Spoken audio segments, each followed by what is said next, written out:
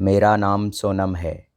एक बार आधी रात का समय था और चारों ओर गहरा अंधेरा छाया हुआ था। मैं अपने कमरे में बिस्तर पर लेटी हुई थी और सोने की कोशिश कर रही थी। अचानक से दरवाज़े पर दस्तक हुई। उस आवाज़ ने मुझे पूरी तरह से डरा दिया, क्योंकि घर में मेरे और ससुर जी के अलावा कोई नहीं था। कुछ ही पलों में मुझे समझ आ गया कि यह ससुर जी ही होंगे। मैंने धीरे से दरवाज़ा खोला। सामने ससुर जी खड़े थे। उनकी आंखों में कुछ असहजता थी और चेहरे पर दर्द के भाव साफ झलक रहे थे। उन्होंने झिझकते हुए कहा, बहू, मैं बाथरूम में गिर गया था और अब मेरी कमर में बहुत तेज़ दर्द हो रहा है। अगर तुम मेरी थोड़ी मालिश कर दोगी तो शायद मुझे कुछ आराम मिल जाएगा। उनके शब्दों में तकलीफ़ थी और उनकी उम्र को ध्यान में रखते हुए मैंने बिना कुछ सोचे उन्हें बिस्तर पर लिटा दिया। हालांकि मैं उनके कमरे से तेल लाना भूल गई थी, लेकिन फिर भी यह सोचकर कि उन्हें आराम मिल सके, मैंने धीरे धीरे उनकी कमर की मालिश करना शुरू कर दिया। मालिश करते वक्त एक अजीब सा माहौल बन रहा था। जैसे जैसे समय बीत रहा था, मैंने देखा कि उनकी नज़रें मुझ पर टिक गई थी और वह मुझे कुछ अलग तरह से देख रहे थे। उस समय मेरे भीतर एक बेचैनी बढ़ने लगी थी। उनका ये व्यवहार मुझे कुछ अजीब और असहज लग रहा था। मैं खुद को समझाने की कोशिश कर रही थी कि शायद वह दर्द के कारण ऐसा कर रहे हैं, लेकिन मन में संदेह उठ रहा था। जब मैंने उनके घुटनों के पास देखा तो महसूस किया कि उनका शरीर कुछ अजीब तरीके से हलचल कर रहा था। मेरा मन अब और अधिक विचलित हो गया। मुझे एहसास हुआ कि स्थिति अब सामान्य नहीं थी और उनकी नज़रें और उनकी हरकतें अब मुझे काफ़ी असहज महसूस करा रही थीं। मेरा मन कई पुराने ख्यालों में चला गया। मुझे याद आया कि शादी से पहले मनोज और मेरी दोस्ती कितनी गहरी थी। हम कॉलेज में मिले थे और धीरे धीरे हमारे बीच का बंधन बहुत मजबूत हो गया था। मनोज हमेशा मेरे लिए कुछ खास किया करते थे और मुझे आज भी वो दिन याद है जब उसने पहली बार मुझे बताया था कि वह मुझसे प्यार करता है। उस पल की खुशी शब्दों में बयान करना बहुत ही मुश्किल था। मैं भी उसे दिल से चाहने लगी थी और कुछ साल बाद हमने शादी करने का फैसला कर लिया। शादी के शुरुआती महीने बहुत ही खास थे। मनोज और मैं हर काम साथ में करते थे, चाहे वह घर सजाना हो या खाना बनाना। हम दोनों मिलकर जीवन के छोटे छोटे पल जीते थे और हर बात हमें एक दूसरे के और करीब लाती जा रही थी। लेकिन एक दिन अचानक एक भयानक खबर आई जिसने मेरी पूरी दुनिया बदल कर रख दी। मनोज एक एक्सीडेंट में दुनिया से चल बसा। उस समय मुझे ऐसा महसूस हुआ जैसे मेरे जीवन का आधार ही छिन गया हो।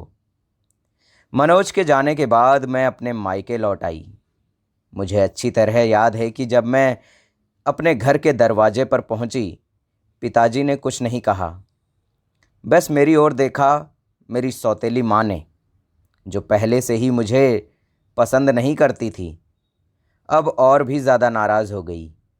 घर में मेरी वापसी से वो खुश नहीं थी।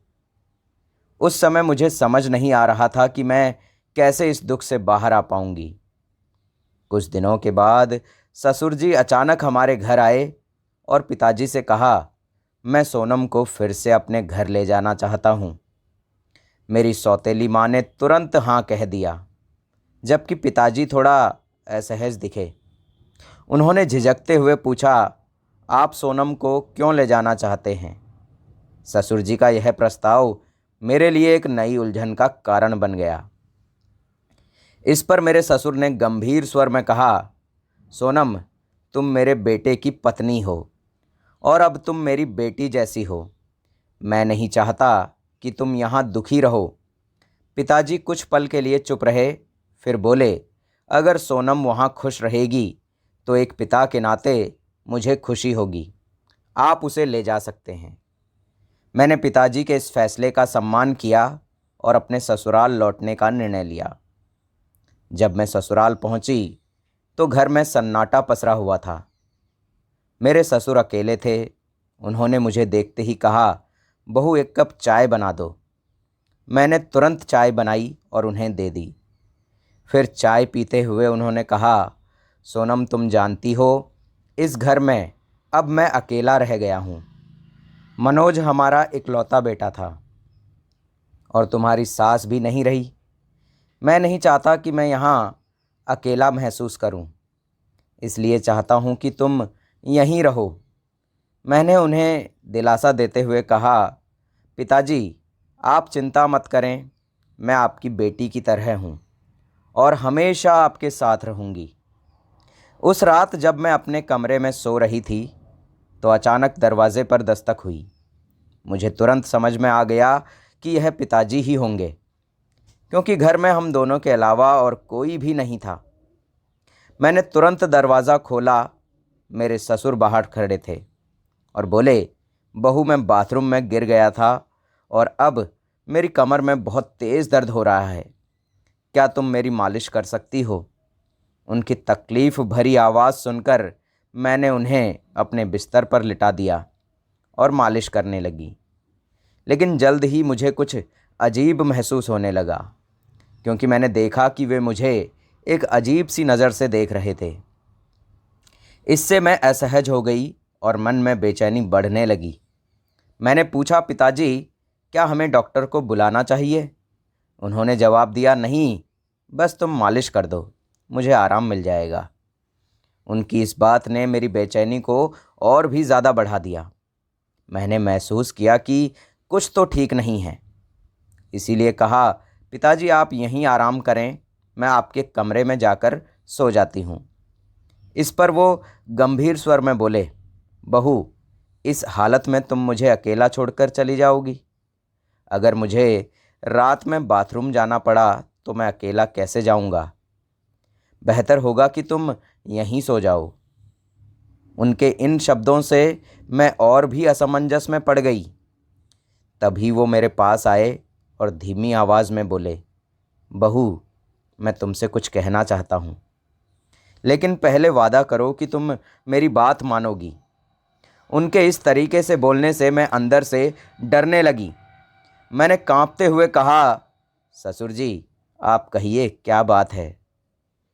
उस रात मेरे ससुर ने कहा, आज की रात मैं तुम्हारे साथ बिताना चाहता हूँ। अब अकेले रहना अच्छा नहीं लगता। यह सुनकर मेरा दिल जैसे धड़कना ही बंद हो गया। मैं पूरी तरह से स्तब्ध रह गई।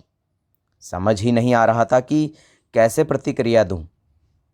उन्होंने बिना रुके आगे कहा, मेरे बेटे के मरने के बाद मैंने सोचा कि फिर से शादी कर लूं, लेकिन फिर तुम्हारी सौतेली माँ का ख्याल आया। वह तुम्हें मायके में चैन से नहीं रहने देगी, इसीलिए मैंने तुम्हें यहाँ बुलाया। उनकी इन बातों ने मुझे पूरी तरह से विचलित कर दिया।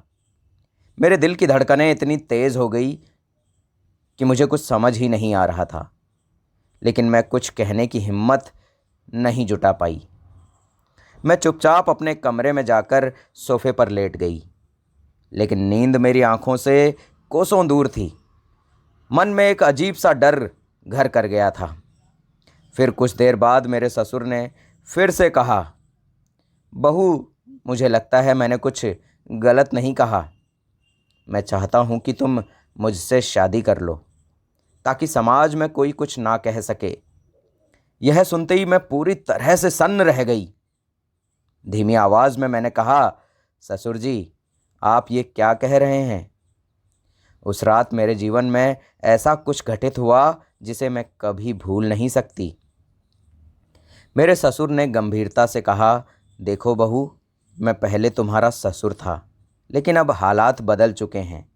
मनोज को मरे हुए 7 महीने से भी ज़्यादा का समय हो गया है और अब हमारा रिश्ता पहले जैसा नहीं रहा। तुम भी अकेली हो और मैं भी। हम दोनों एक दूसरे का सहारा बन सकते हैं। उनके शब्दों ने मेरे दिल और दिमाग में एक हलचल सी मचा दी थी। मैं कुछ कहने की स्थिति में नहीं थी, लेकिन उनके कहे शब्द मेरे मन पर गहरी छाप छोड़ गए। मुझे ये समझ नहीं आ रहा था कि इस स्थिति का सामना कैसे करूं। एक तरफ सौतेली माँ के अत्याचारों का डर था, तो दूसरी तरफ ससुर जी का ये व्यवहार।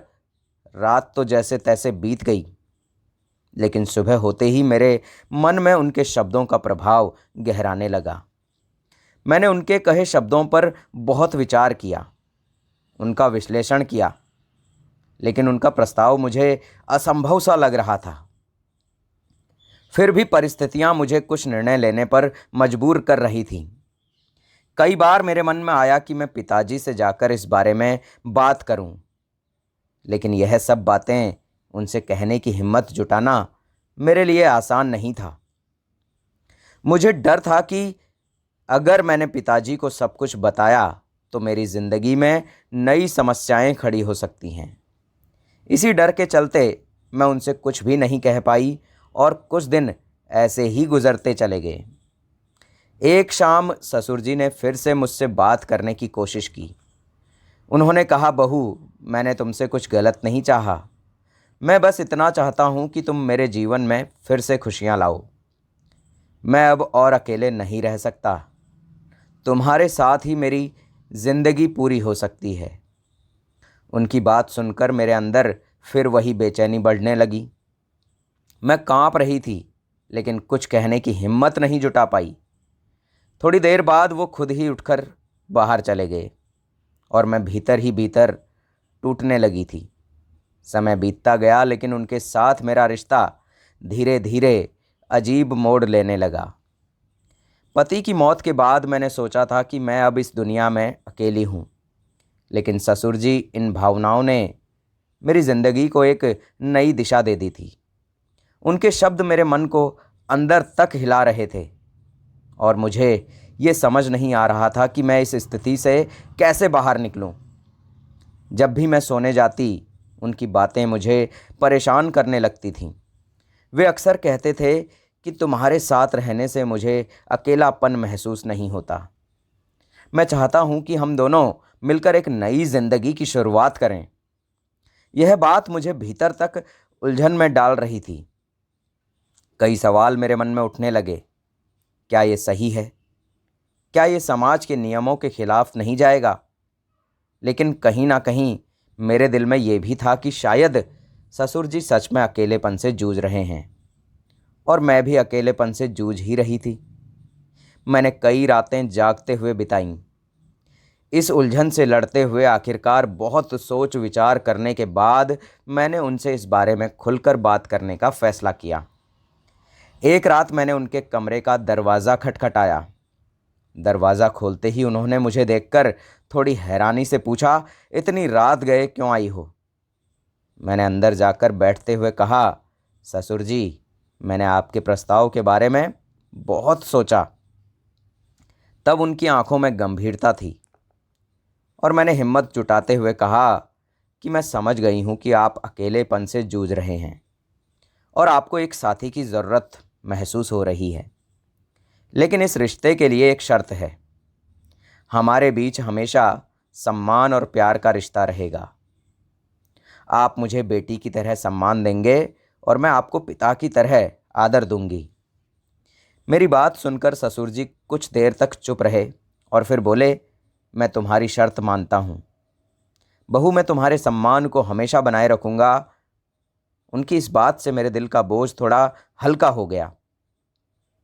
मैंने अपनी सहमति दे दी और कुछ दिनों के बाद हमने एक छोटे से समारोह में शादी कर ली। यह शादी भले ही समाज की नज़र में सामान्य ना हो, लेकिन हमने इसे स्वीकार कर लिया था। शादी के बाद का समय हमारे लिए बहुत ही ज़्यादा चुनौतीपूर्ण था, क्योंकि पूरे गांव के लोग बातें बनाने लगे थे। रिश्तेदारों ने हमसे दूरी बनाना शुरू कर दिया था, लेकिन हम दोनों ने इन सब की परवाह किए बिना अपनी ज़िंदगी को आगे बढ़ाने का फैसला किया। धीरे धीरे हमारे बीच प्यार और समझ बढ़ने लगी। ससुराल जो कभी मुझे अजीब सा लगता था, अब अपना सा लगने लगा था। ससुर जी ने मेरी हर ज़रूरत का ध्यान रखा। वो मेरे लिए नए कपड़े लाते, मेरा पसंदीदा खाना बनाते और हमेशा मुझे खुश रखने की कोशिश करते। मैं भी उनके प्रति एक अलग तरह का आदर और लगाव महसूस करने लगी थी। हम दोनों ने मिलकर अपने जीवन की एक नई यात्रा की शुरुआत कर दी थी, जहां ससुर अब मेरे जीवन का सबसे महत्वपूर्ण हिस्सा बन गए थे। हमारे बीच का संबंध अब सिर्फ ससुर और बहू का नहीं रह गया था, बल्कि एक ऐसा बंधन बन चुका था जिसमें दो दिलों की गहरी समझ और आपसी विश्वास जुड़ा हुआ था। जब भी मुझे सहारे की ज़रूरत होती, वह हमेशा मेरे साथ खड़े होते थे। वक्त के साथ मैंने महसूस किया कि ये नया रिश्ता मुझे एक नई दिशा दे रहा है। हमने मिलकर जीवन की कई कठिनाइयों का सामना किया और हर बार एक दूसरे का साथ दिया। समाज की कई चुनौतियों और आलोचनाओं का हमने सामना किया, लेकिन हमने कभी अपने निर्णय पर पछतावा नहीं किया। आज मैं अपने ससुर के साथ एक नई ज़िंदगी जी रही हूँ, जिसमें प्यार और सम्मान का रिश्ता और भी ज़्यादा गहरा हो गया है। उन्होंने मुझे सिखाया कि अगर हमारे पास सही साथी हो तो जीवन की कोई भी चुनौती हमें हरा नहीं सकती है। हम दोनों का रिश्ता अब एक मजबूत और स्थायी बंधन में तब्दील हो चुका है। हमारे बीच बहुत ही अच्छे शारीरिक संबंध रहे। कभी ये महसूस नहीं हुआ कि ससुर जी मुझसे उम्र में इतने बड़े हैं। मैं पूरी तरह उनसे संतुष्ट थी। हमारे 2 बच्चे हुए, एक लड़का और एक लड़की। दोस्तों, ये कहानी हमें सिखाती है कि किसी भी रिश्ते में सम्मान और प्यार की नींव सबसे महत्वपूर्ण होती है। कहानी में ससुर और बहू के बीच का रिश्ता समय के साथ नई दिशा में बदलता है, जब दोनों ने एक दूसरे के प्रति सम्मान और प्यार को प्राथमिकता दी। जीवन में कई बार हमें अकेलेपन का सामना करना पड़ता है, और ऐसे समय में एक दूसरे का सहारा बनना और साथ मिलकर कठिनाइयों का सामना करना आवश्यक होता है। जीवन के महत्वपूर्ण मोड़ों पर सोच समझकर निर्णय लेना चाहिए, जैसा कि इस कहानी की बहू ने किया। उसने अपने ससुर की स्थिति को समझते हुए निर्णय लिया, जो पूरी तरह से सोच समझ कर लिया गया कदम था। समाज की अपेक्षाओं और आलोचनाओं से अलग जाकर निर्णय लेना हमेशा ही चुनौतीपूर्ण होता है, लेकिन जब निर्णय दिल से और सही हो तो समाज की सोच का प्रभाव नहीं पड़ता है। जीवन में कभी कभी हमें नई शुरुआत का अवसर मिलता है, और सही साथी के साथ हम किसी भी मुश्किल परिस्थिति को पार कर सकते हैं और एक नई दिशा की तरफ बढ़ सकते हैं। यह कहानी हमें संदेश देती है कि कठिनाइयों से निकलकर नई शुरुआत की जा सकती है, और इस यात्रा में प्यार, सम्मान और सही निर्णय का महत्व सबसे अधिक होता है। इस कहानी से हमें ये शिक्षा मिलती है कि किसी भी रिश्ते में सम्मान, प्यार और एक दूसरे की समझ सबसे बड़ी ताकत होती है।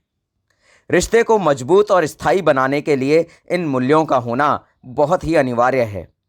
दोस्तों, अंत में कमेंट बॉक्स में अपनी राय ज़रूर दीजिएगा।